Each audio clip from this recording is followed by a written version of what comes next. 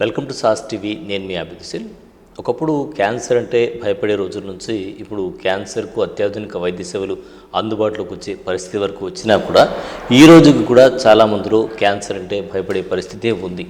ఇదైతే కాదని లేని సత్యం. ఇటువంటి నేపథ్యంలో ప్రముఖ ఇంటర్వెన్షనల్ రేడియాలజిస్ట్ కృష్ణతేజ మనతో ఉన్నారు. అత్యాధునిక ప్రొసీజర్ ద్వారా వైద్య సేవలు అందించి ఓ క్యాన్సర్ పేషెంట్కు నయం చేశారు.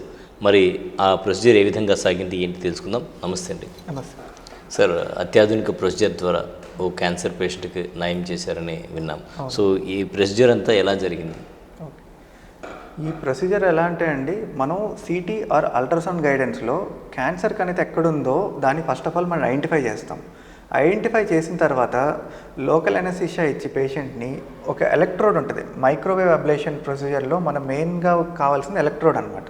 ఆ ఎలక్ట్రోడ్ని ఆ క్యాన్సర్ కణితిలోకి పంక్చర్ చేసి తర్వాత పేషెంట్ని మనం ఈ మైక్రోవేవ్ అబ్లేషన్ డివైస్ ద్వారా కరెంట్ని ఆ ఎలక్ట్రోడ్ ద్వారా ఆ క్యాన్సర్ గడ్డలోకి పంపించి ఆ క్యాన్సర్ కణితిని కంప్లీట్గా మనం అబ్లేట్ చేయడం జరుగుతుంది అనమాట.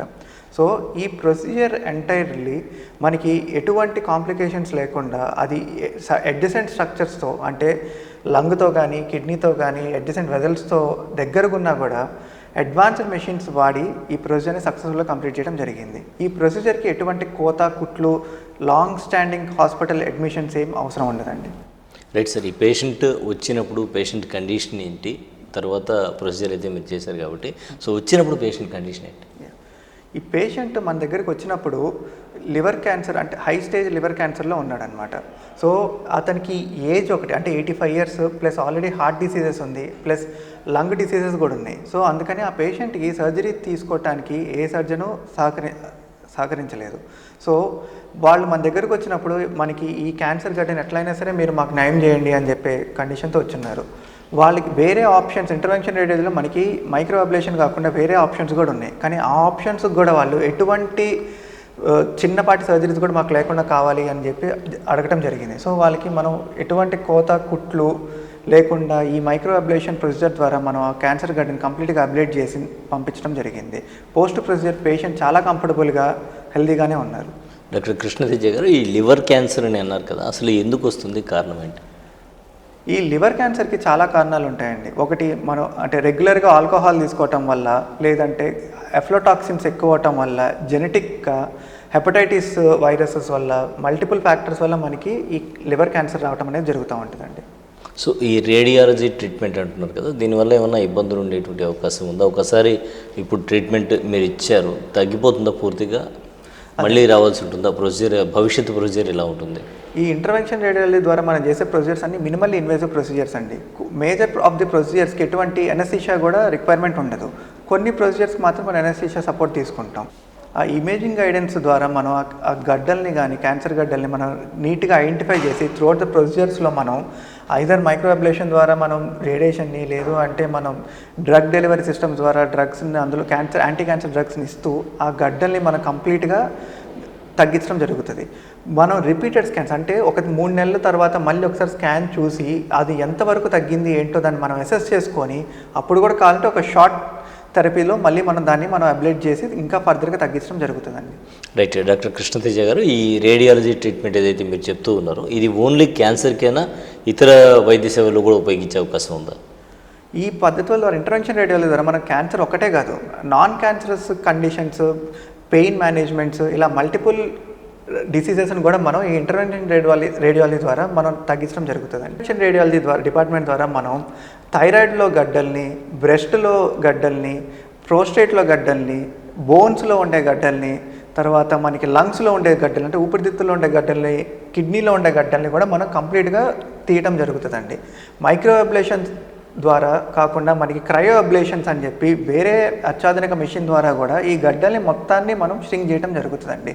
సో ఎక్కడ బాడీలో ఎటువంటి గడ్డున్నా, అది క్యాన్సర్ నాన్ క్యాన్సర్ గడ్డున్నా కూడా దాన్ని అప్రోప్రియేట్గా మనం ఫస్ట్ డయాగ్నోస్ చేసి ఇమేజింగ్ ద్వారా, తర్వాత దాంట్లో నుంచి ముక్క పరీక్ష చేసి ఎటువంటి టైప్ ఆఫ్ డిసీజ్ అని ఐడెంటిఫై చేసి మనం అప్రోప్రియేట్ ట్రీట్మెంట్ని మనం తీసుకోవచ్చు.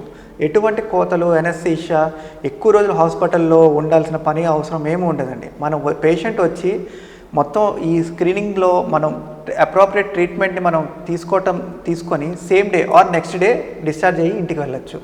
సో నెక్స్ట్ డే డిశ్చార్జ్ ఇంటికి వెళ్ళొచ్చు, సాధారణ పనులు అయితే చేసుకోవచ్చు, చేసుకోవచ్చండి, ఇబ్బంది లేదు. ఇబ్బంది ఏమీ రైట్ సార్. అయితే ఈ ఇంటర్వెన్షనల్ రేడియాలజీ ఏదో ట్రీట్మెంట్ అన్నారు కదా మీరు, ఈ ట్రీట్మెంట్ సంబంధించి జనరల్ ప్రొసీజర్ కావచ్చు, జనరల్ సర్జరీస్ చేస్తూ ఉంటారు. ఈ సర్జరీస్కి దీనికి ఉండేటువంటి డిఫరెన్స్ ఏంటి?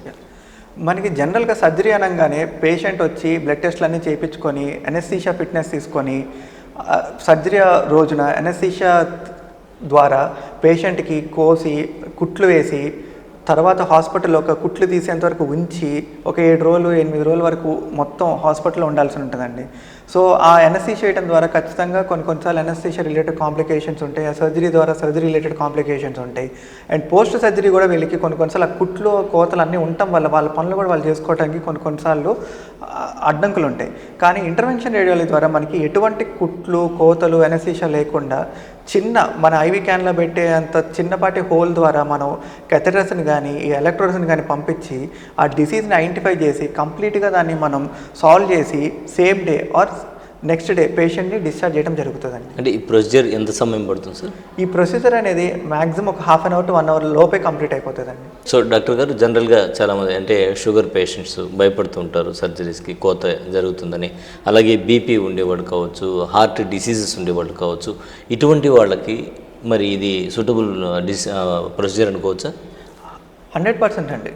ఎటువంటి కోమార్బిడ్ కండిషన్స్ ఉన్న సర్జరీకి ఈ పేషెంట్స్ అన్ఫిట్ అనే పేషెంట్స్ కూడా మనం ఇంటర్వెన్షన్ రేడియాలజీ ద్వారా మన దగ్గర ఉన్న అడ్వాన్స్డ్ ఇంటిగ్రేటెడ్ మెషిన్స్ వాడి ఖచ్చితంగా ఎక్కడైతే డిసీజ్ ఉందో దాన్ని ఐడెంటిఫై చేసి మన దగ్గర ఉన్న ఎక్సలెంట్ టీమ్ ద్వారా ఆ సపోర్ట్తో కంప్లీట్గా ఆ డిసీజెస్ అనేది మనం ఇరాడికేట్ చేయడం జరుగుతుందండి. ఆ డిసీజెస్ని మనం ఐడెంటిఫై చేసి కంప్లీట్గా తగ్గించడం జరుగుతుందండి. సో అన్ని రంగాల్లో కూడా ఏఐ ఉంది కాబట్టి దీంట్లో కూడా ఏఐ ట్రీట్మెంట్ ఉందంటారు? ఉందండి. ఎందుకంటే లాస్ట్ టైం కూడా మనం ఒక పేషెంట్కి ఇట్లానే చేస్తున్న మైక్రో అబ్లేషన్ ద్వారా, బట్ ఆ మెషిన్కి ఈ మెషిన్కి డిఫరెన్స్ ఏంటంటే లాస్ట్ టైం మనం వాడిన మెషిన్ రొటీన్ నార్మల్ మెషిన్, ఈ మెషిన్కి ఏంటంటే ఆ త్రూఅవుట్ ద ప్రొసీజర్ ఎంత కరెంట్ అయితే ఇవ్వాలో అంత కరెంట్ని అది ఐడెంటిఫై చేసి పెంచడం తగ్గించడం జరుగుతూ ఉంటుంది, ఆటోమేటికల్గా అడ్జస్ట్ అయిపోతూ ఉంటుంది. సో మనకి దానివల్ల ఏంటంటే అడ్జసెంట్ నార్మల్ స్ట్రక్చర్స్ ఏవి డ్యామేజ్ లేకుండా ప్రాపర్గా ఉంటాయండి. Right sir. ఇంకా చివరికి మీరు ఏమైనా చెప్పదలుచారా? మీరందరూ రెగ్యులర్గా ఈ స్క్రీనింగ్ టెస్టులు చేయించుకొని ఎటువంటి రోగాలు ఉన్నా కూడా ముందరగానే త్వరగానే ఐడెంటిఫై చేసుకొని దానికి అప్రోప్రియేట్ ట్రీట్మెంట్స్ తీసుకోవాల్సిందిగా కోరుకుంటాను. రైట్, విన్నారు కదా వ్యూవర్స్, అత్యాధునిక వైద్య సేవలు, అవి కూడా ఏఐ వైద్య సేవలు, లేటెస్ట్గా వచ్చేటువంటి ఏఐ వైద్య సేవలు మెడికవర్ హాస్పిటల్లో అందుబాటులో ఉన్నాయి. ఎవరికి ఎలాంటి ఇబ్బంది ఉన్నా కూడా వెంటనే మెడికవర్ హాస్పిటల్కి సంప్రదించండి. వైద్య సేవలు అందించేందుకు వైద్యులుగా మేము ఎప్పుడు సిద్ధంగా ఉంటున్నామంటున్నారు. కెమెరామెన్ మహేష్తో హుస్సేన్, సాస్ టీవీ నెల్లూరు. ధన్యవాదాలు సార్.